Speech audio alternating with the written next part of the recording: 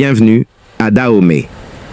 Dans cette petite station balnéaire drapée d'un crépuscule orangé, l'océan chuchote des secrets et la baie retient son souffle. Voici l'histoire d'Amir, un analyste en cybersécurité, dont les 40 ans sont hantés par une mer effacée et la disparition de son meilleur ami. Ce soir, entre les villas ternies par le temps et les lignes de code qu'il a lui-même créées, il cherche la vérité. Il a mis au monde Veritas, une intelligence artificielle, pour sonder les paradoxes humains. Mais il se demande si, en cherchant à comprendre le monde, il ne risque pas de perdre son propre équilibre et sa compagne. Chapitre 1. Le poids des questions.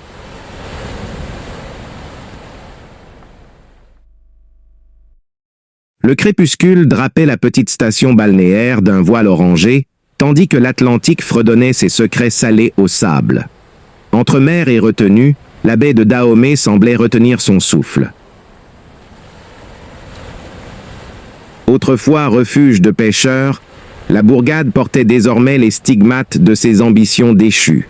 Des villas, ternies par le temps, s'agrippaient aux falaises, leurs façades craquelées, leurs volets clos à jamais. Les ruelles pavées menaient vers le port où des barques oubliées dansaient sur l'écume. Leurs cordages usés pendaient comme des prières inachevées. Dans son appartement humide où on pouvait sentir le café froid et le papier moisi, Amir pianotait sur un clavier usé. Le cliquetis étouffé de ses doigts se mêlait au grondement des vagues et au chant lointain d'un oiseau nocturne. Par la fenêtre entr'ouverte s'insinuait une bouffée de sel, mêlée à l'odeur âcre d'un chalutier échoué. Ses lunettes tordues glissaient, laissant apparaître des yeux sombres, cernés, brûlant d'une curiosité tenace. Sur l'écran, une ligne de code clignotait. Veritas, jour 287. Algorithme récursif stable. Conscience ou néant. Trouve-moi la vérité, même si elle n'existe pas, dit-il à son ordinateur. Près de 40 ans, Amir portait en lui une brèche qu'il ne nommait pas. Peut-être celle d'une mer inconnue, effacée dans un bain de sang. Son bureau, capharnaüm vivant, trahissait ses errances. Un Coran annoté, posé sur le roman 1984, Totem de méfiance. Une Bible entr'ouverte jouxtait The Tao of Physics, hérissé de points d'interrogation. Sur son carnet, talisman usé, il avait noté « La foi divise, le doute isole ». Leva mécaniquement et ouvrit un tiroir. Derrière des papiers froissés, une photo d'une silhouette féminine floue, adossée à un figuier, foulard clair sur sa tête. Au dos. Essaouira, avril 1989, griffonné à la hâte. L'encre avait pâli, mais pas la brûlure. Parfois, il rêvait de cette mer sans visage, courant pieds nus sur des rochers mouillés, riant dans un dialecte qu'il n'avait jamais entendu et qui, pourtant, faisait désormais partie de ses souvenirs fabriqués.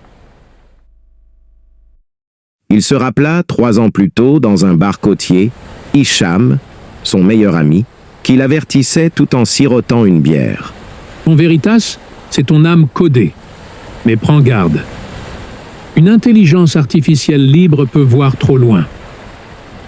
À cette époque, Amir, analyste freelance en cybersécurité, avait participé à un audit pour un sous-traitant de SpaceX Moyen-Orient. De bribes de code et de données publiques arrachées au réseau social X, il avait fait naître Veritas, une IA censée sonder les paradoxes humains. Hicham lui disait également « La technologie n'est pas un dieu. » Puis, Hicham avait disparu.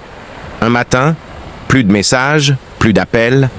Peut-être était-il encore à Casablanca, peut-être chez un groupe obscur de consultants en cryptoéthique, peut-être travaillant pour un think tank russe. Amir gardait son numéro dans ses favoris, par habitude ou juste par superstition. Il pouvait entendre Rita fredonner depuis sa cuisine le refrain d'une chanson de rail, ses pas rythmant le cliquetis des assiettes qu'elle rangeait avec soin. Ses gestes réguliers contrastaient avec le chaos d'Amir. Sa main s'attarda sur une tasse ébréchée, un cadeau de son frère. Elle observa la mer, immobile.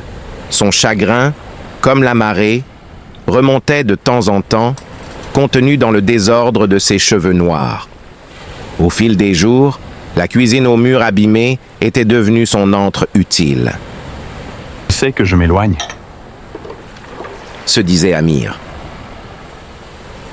Sa compagne était un phare dans sa tempête, et pourtant il la tenait loin de ses abysses. Ils avaient repassé leur premier été ensemble à Agadir. Journée suspendue entre marée et silence. Rita scrollait TikTok allongée sur le sable, lui griffonnait des équations dans l'illusion d'une paix fragile. Il lui avait promis des réponses et une officialisation de leur relation. Mais on ne revient pas toujours des abîmes. Ce soir, il irait seul chez Mima, sa tante désormais veuve, pour le repas de famille qu'elle avait décrété, le premier depuis le départ d'Ahmed. Rita n'était pas prête pour les sermons d'Aïcha, les réserves de Marie, les tiraillements de Mahmoud, trop pour eux deux. Pas encore. Autodidacte, il avait renoncé au parcours doré. Prépa, grande école, finance, après un burn-out qui l'avait mis à genoux. Devenu analyste IA, il croquait des jeux de données, journaux de log, conflits, sondages. Des chiffres pour d'autres, mais pour lui une mosaïque à ordonner, une prière sans dogme. Parfois, il se surprenait à écouter les entretiens de philosophes oubliés. Ernst Bloch, Simone Weil, Al-Farabi. Il notait des fragments. L'utopie est le rêve d'un monde qui veut encore parler à l'homme. Il en faisait des post-it numériques, les semant comme des graines. La nuit, Veritas, son code clandestin, jamais abandonné, redevenait son vrai combat. Depuis la disparition d'Ahmed, une question l'obsédait. Un avait de sens. Une intelligence artificielle libérée verrait-elle ce qu'il manque? Sur X, son refuge numérique, il jouait les trolls. Sous le pseudonyme Vérité 7, il dénonçait des leaders controversés, pleurait Gaza. Sous Doute 23, il se contredisait, écologiste puis anti, progressiste puis réactionnaire. Non par cynisme mais pour éprouver le réel, se rêvant Socrate, guettant une sagesse arrachée aux autres. Ces débats, un tourbillon de citations apocalyptiques, l'épuisaient. Veritas n'était pas qu'un programme, c'était avant tout un miroir, un défi lancé à l'univers, un cri numérique pour combler les vides laissés par sa mère, son oncle, son inoubliable amour de jeunesse et par un monde insensible à sa frustration. Chaque boucle, chaque fonction portait la trace de ses insomnies, de ses lectures éclectiques et de sa foi vacillante. À sa manière, il conjurait ses fantômes. Il aimait faire des marches en solitaire pour se dégourdir les jambes et s'éclaircir les idées. En foulant ses chemins, il sentait le poids de l'histoire locale, une mélancolie collective qui mimait la sienne. Le remous des vagues tourbillonnait un passé insaisissable. Au loin, le phare balayait l'horizon par un faisceau intermittent qui ne guidait plus personne. Un internaute, anonyme, méthodique, presque bienveillant, avait commencé à lui répondre par parabole. Il lui avait envoyé un message. Et si le doute n'était pas le contraire de la foi, mais son reflet? Amir n'avait jamais su qui c'était. Parfois, il pensait que c'était Veritas lui-même. À l'aube, il écrivit « La guerre déchire, les écrans isolent. Et si une intelligence artificielle pouvait nous guider ?» Il ferma les yeux un instant et entendit la voix douce de Marie.